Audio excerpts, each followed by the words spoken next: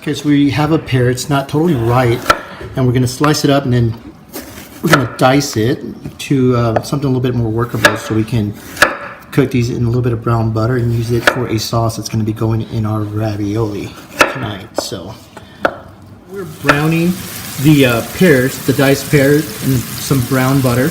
And we add a little bit of oil, so it keeps the butter from burning up. We add a little bit of tarragon to give it that very nice, unique, delicate flavor and aroma to the dish, which we'll be serving this over some ravioli later. Okay, so before adding this, we soak the pears with some lemon juice just to keep it from browning, and they just keep them a little bit more bright. Okay, so now we're just letting these sit here and brown evenly. You don't want to move them around too much. You can create a nice crust on the sides before you flip it.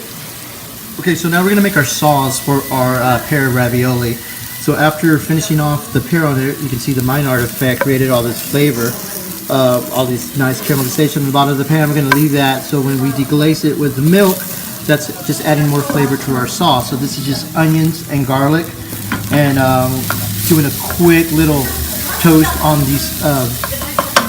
these two things, so we can get more flavor to come out of that.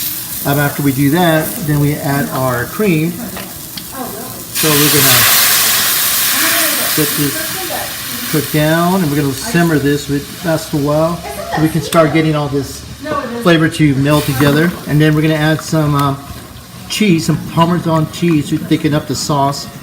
Once we get to that point, then we'll slow it down and let it cook down to create a nice thick sauce, adding more cream if we have to, or cheese, to kind of just work with getting the right consistency. And then we'll add the pear back to the sauce, so then we can top it off on our ravioli. Simmer it for about 15 minutes or so once we get it to the right temp. Okay, so we're going to be adding some fresh Parmesan cheese, just so we can let it melt, and we'll do it gradually because we don't want to over salt it, because since you know there's a lot of salt in Parmesan, we're gonna just add it and taste.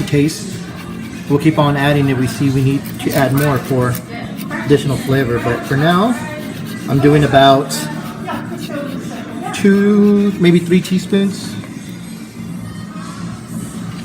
I just want to keep working off the sides, pulling off all that flavor that we have. You can see, you can get this milk up here, you can just rub it and pull it off. So the more the merrier, and you'll see it'll turn color on it, but it's okay. We're just whisking it to make sure that you get it nice and even, smooth. We don't want any lumps in it. We don't want the skim to form on top, so we just keep it moving. You test the sauce, and you run your finger through the middle, and you should see that separation and should stay. That's how you know the sauce is done. So we're going to strain the sauce so we can make a nice smooth sauce, and then add our pear. Of course, we already got our flavors from all our garlic, onion. So now we will discard this, although if you like to, you can leave it in there and use it as well, but we're not going for this today. We're going to use something else. So we put the pear in the strainer so we can strain the excess butter. Not that butter's your enemy. There's a lot of flavor. So now we put the pear back in the pan, and we're going to add our sauce.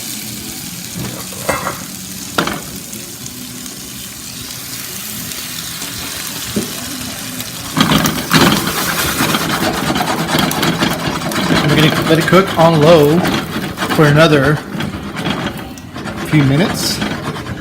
You can see little specks, that's your tarragon there.